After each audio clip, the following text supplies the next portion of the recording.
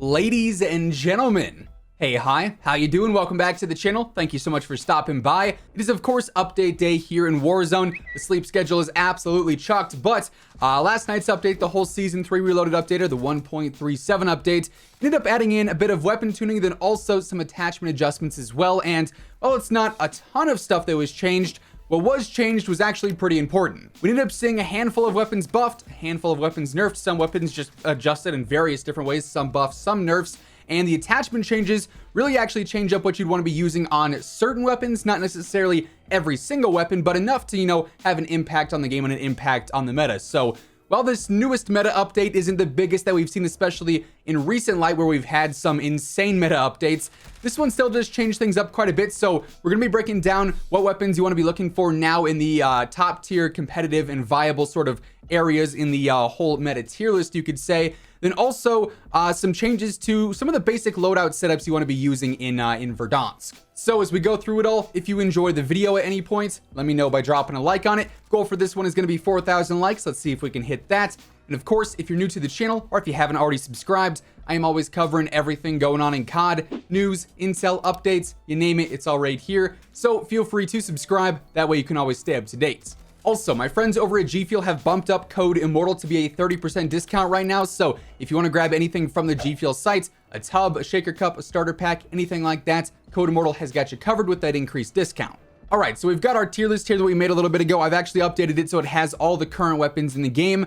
We've been here, of course, several times in the past few weeks. We've got our top meta category, the best of the best weapons that are pretty much going to win and they're going to be the most popular no matter what. We've got the competitive category, which is weapons that are going to be very dominant, very competitive, obviously, ones that you're going to be wanting to use on a regular basis. The viable category, which is pretty much just a slight step down from competitive. Really, anything between these two categories is very usable in the current meta. We've got the below average category, weapons that I really wouldn't recommend using right now. The niche category, which, just keep in mind, is not a bad category. Just because it's low on the list doesn't mean these weapons are necessarily bad. For instance, the AS Val. It's a fantastic weapon. It's a beast, just only in certain situations. In solos, it's nuts. In quads, maybe not so much. That's why it's in the niche category, but just because certain weapons are here doesn't mean they're bad. Then we've got the garbage category. If weapons are here, that means they're bad. These are weapons that I would never use unless they got buffed. But really what we're focusing on here is just a couple of weapons. For instance, let's look at the Swiss K31, a sniper that previously wasn't really anything special. It was a very mediocre sniper, but it got buffed in the recent update. All the snipers did actually for Cold War because some of their attachments were changed. There's basically now a tac laser with the 5 milliwatt laser for the Cold War snipers. So they're a little bit better in that regard. And then also the Swiss got some individual updates as well, making it a bit faster. It's got different flinch now. So honestly, I'd say the Swiss is now more so of a competitive sniper rather than just a viable sniper. Definitely, in my opinion, got a whole lot better. You could really even almost say the same for the Pellington and the M82. I just think that I would choose like the Tundra, the SPR, the Swiss, and definitely the car over those still for the time being. So I'm gonna leave those inviable, but if you wanted to, like I said, with the viable category, you could totally use them and get away with them. We've also got to talk about the PPSH. Before, this was a very mid-tier SMG, usable, especially up close, but nothing nearly as special as, say, the MAC-10 or the MP5s or the Bullfrog, so on and so forth, the LC-10, weapons like that. That said, the PPSH is definitely competitive now. The buff that it got in the last update makes it so much better. It's a very mobile SMG as is. It's already great for mobility, but now it has that damage buff from the 1.37 update, and it got a whole lot better because of that. This is now one of the best SMGs in my opinion. It's got some weird like visual recoil and almost like a little bit of a slant if you're fighting in like medium range fights. And for what it's worth, the range is actually kind of decent on the PPSH, so you might find yourself in situations like that. But outside of that, this gun is really, really good. Like I said, very fast. Now, relatively strong and very competitive in this overall TTK that we have amongst the entire meta right now. So the PPSH definitely got a very significant upgrade. The AK-74U was also touched, but frankly, I don't think it was enough of an impact to make it any better or worse. They just sort of balanced it out even more. I wasn't really a big fan of it beforehand, and now really it's nothing that special either, so it's going to stay inviolable for the time being. Unfortunately, we didn't see any of those lesser underutilized Modern Warfare weapon adjustments that Raven ended up teasing. If you don't know, Raven basically said, hey, we're going to look into buffing a lot of Modern Warfare weapons that are underutilized and underappreciated. We were thinking maybe we could see a buff to the FR556, the SCAR, the Uzi, basically any Modern Warfare weapon that's below average or worse, or maybe even some of them inviolable as well. Lo and behold, that did not happen, so we'll have to come back to that at a later date to see what changes. But for now, I mean, despite there only being a couple of weapon tuning adjustments here, it definitely shifted the meta to a certain extent. All the Cold War snipers now are way more effective. The Tundra obviously didn't move, but because it can now be faster and it has better sway, this is now a way better sniper. I also just went ahead and added in the ZRG. This one, yeah, I would say is certainly competitive as well. It's got the velocity, it's got the range, and it also had some changes made to it as well. So like I said, all around, the Cold War snipers, definitely way more competitive than they were before. The Modern Warfare snipers didn't really change, so they're just as competitive as they were before. The car didn't see any adjustments to it, so it is still really, really good. But that's not the only thing that changed in this update. Like I said, while we saw some significant meta shifts to like the Swiss and the PPSH, the attachments also had some things change there. So that said, I also wanted to look at a few of the specific weapons that I'm running now that were more so affected by this attachment update here. So for instance, let's look at my MAC 10 setup. This is what I've been running recently that I actually really, really like. Agency, Task Force, Tiger Team, Striker, and the 53 round drum.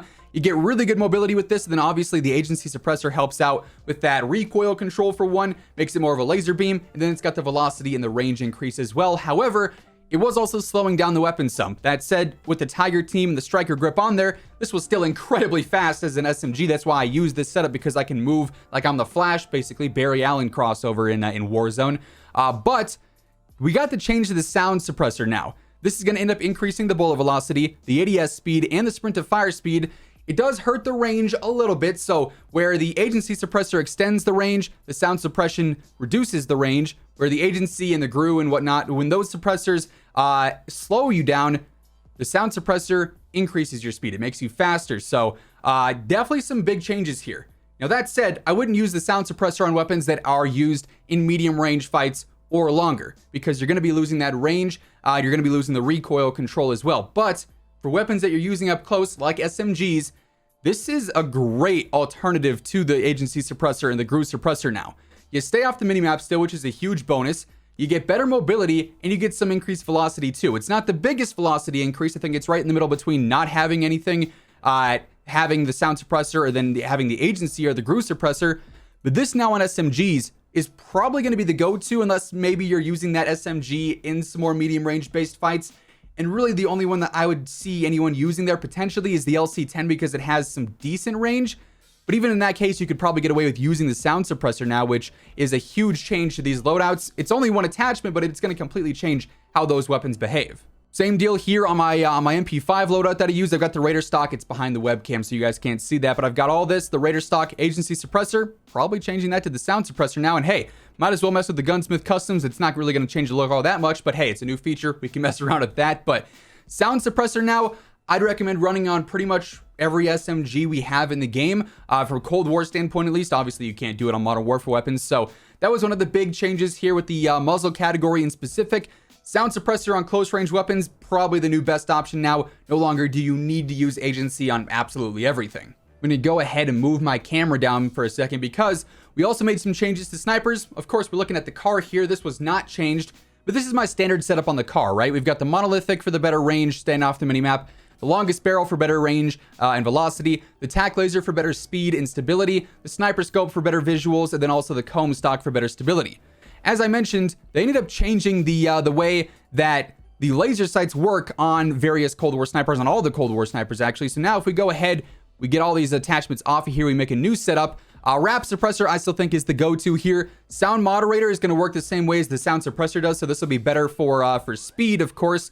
But I still think wrap suppressor with that increased velocity and range is going to be the best for snipers, just because you want to have them be as good as possible in longer range fights. Speed isn't necessarily the biggest factor, especially when we have these new attachments. So wrap suppressor, aka the monolithic suppressor, that's still staying on there. As far as the barrel goes, longest barrel here, combat recon. It's going to give us the best velocity, best range possible. We're going to go with the gold barrel because, hey, why not? Now, on Modern Warfare snipers, I'd be using a laser. Previously, there was no reason to use a laser on the Cold War snipers, because nothing really benefited them all that much. But now, though, we've got the 5 milliwatt laser, which actually increases the ADS time. It's going to make it faster, more agile, and it's really not going to hurt it in any major way. So you want to be using the 5 milliwatt laser, I would say, on most Cold War snipers now. You could also be using the steady aim laser if you wanted to, but I think you get more benefit out of the 5 milliwatt laser. So after you level that up, you're pretty much good to go. So 5 milliwatt laser on here as well. The big benefit the Cold War snipers get is if you use these various optics, like for instance, we're gonna throw on the 3x optic real quick. We're gonna throw on the precision reticle because I like the look of that one. Then we're gonna go back into here, put on the cross 4x, and I keep this optic on here, even though I don't have it unlocked, so a little bit of a sneaky trick there. But the big benefit that you get by using an optic like this on Cold War snipers is no glint. Yes, that is still a thing. So you get that added bonus here. And then finally, when it comes to the last attachment here, you could go a couple of different routes. You could use something like the Raider pad stock for a little bit of better mobility, better ADS strafe speed, something like that. So more similar to like a Modern Warfare sniper setup.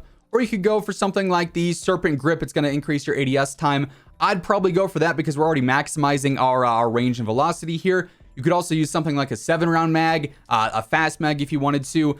I see no reason to use any of the underbarrels currently, so pretty much a standard setup on all the Cold War snipers now would be something like wrap suppressor, the longest barrel or the best bullet velocity increasing barrel, a laser sight, the 5 milliwatt laser probably, whatever optic you prefer the most that doesn't have glint, and then either a mobility increasing stock or a mobility increasing grip. So like I said, not the biggest changes in terms of, overall meta shifts like we've seen in previous updates where we've had multiple weapons get way better, multiple weapons get way worse. This was smaller in terms of like that, in terms of the scale of it, but we saw some pretty impactful changes to a few specific weapons. Then also some standard loadouts here for pretty much every Cold War SMG and every Cold War sniper are now a lot different because you can basically get more out of every single weapon, which I would say is some very significant changes.